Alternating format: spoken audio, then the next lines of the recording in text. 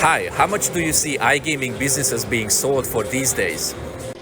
Okay, so interesting question. I guess it really depends on the size of the company, what comes with it, what's included. We mainly speak GGR, and it can be from ×2 to ×8, again, depending on the complexity, depending on what's included, and how successful the business is. Can you give an example number? Oof, I don't know. I mean, again, we work in M&A. They can go from maybe 1 million to 30 million. That's what we've seen so far. Thank you. Can you introduce yourself and Obtain? For sure. My name is Christina Georgiou. I am head of the business development team in Obtained. Obtained is based in Limassol, Cyprus. We are an M&A center, mainly focusing in the fintech industry, but we mainly work with iGaming companies, but also crypto companies and financial institutions. We act as an intermediary, so we help with the buying and the selling. But we also set up companies, and we can register new licenses, and we also have a payment gateway. So we do a lot of things. When was the company founded and what was the idea behind it?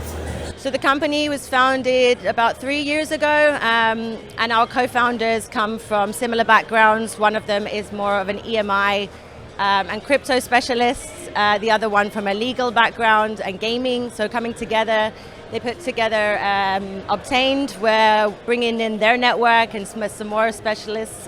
We have been able to connect people for this reason. And what would you call out as one of the most significant success stories to date? Oh, so many. The company started with maybe 3 or 4 people. Now we're growing to 25 to 30 in such a short time. So that's a great success on our side. But obviously the size of the deals that we work with are getting larger and more complex, and that's always something great to be part of.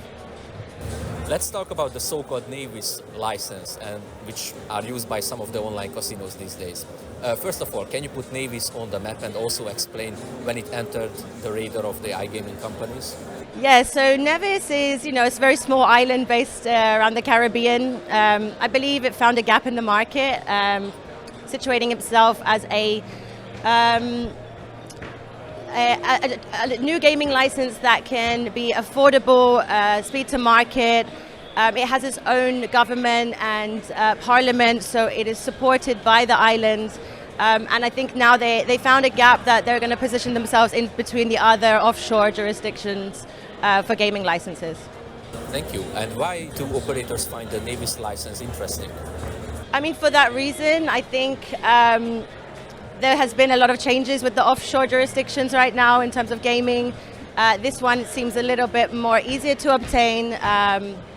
It has similar requirements as other ones, but also more simple and reputable at the same time. Okay. And what are the main requirements of getting such license?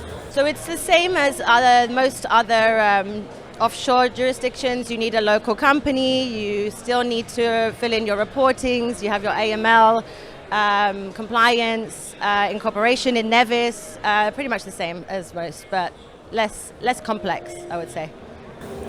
Mergers and acquisitions is another key service you offer. Can you explain how many deals and what size of deals you handle in a given year? I mean, yeah, so we handle, as we work in so many different industries, we have small deals that are more, money service businesses that are being sold for, 20 to 30,000, let's say. Whereas we work with EMIs, which are more in the 5 million, European, Cyprus EMIs, Lithuanian EMIs, which are M&As. They're valued very high, and that's kind of the scale of where we like to work. In which markets do you see the most activity from an M&A perspective, and what's driving it? I think for us, a lot of the financial institutions are moving a lot now in Lithuania, Cyprus, as I mentioned before, being European. Us being based in Cyprus, we see that a lot, so we kind of focus there. But yeah, it's always moving. There's always something. We work worldwide, so we see all sorts. But yeah. In iGaming, there are various company types such as game studios, operators, affiliates, tech providers, and so on. Which are the most interesting from an M&A perspective? For us, it's the operations, operations with the team, with the license already, something that's successful. A lot of clients now are looking for profitable operational casinos and sportsbooks to purchase. So that's where we're quite busy right now. And how do you seek out potential buyers and sellers? Sorry, what was the question? How do you seek out potential buyers? Seek out. Okay, sorry. Yeah, we have our own marketing team. We have a team of SDRs that look on LinkedIn. We have campaigns out. We come to these events all the time. It's more about brand awareness and word of mouth, and building that trust in our clients to come back to us. How long does it usually take to complete an M&A deal, and what is the typical process?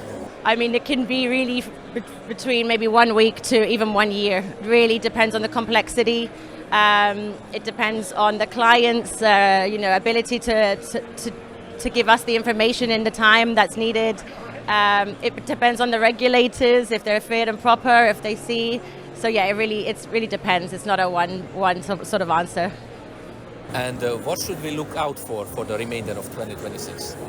I think Africa is now a big hit. I think we're hearing a lot about Africa, expansion in payments over Africa, gaming operations being looking to be sold, looking to be bought. So that's going to be quite an exciting new jurisdiction.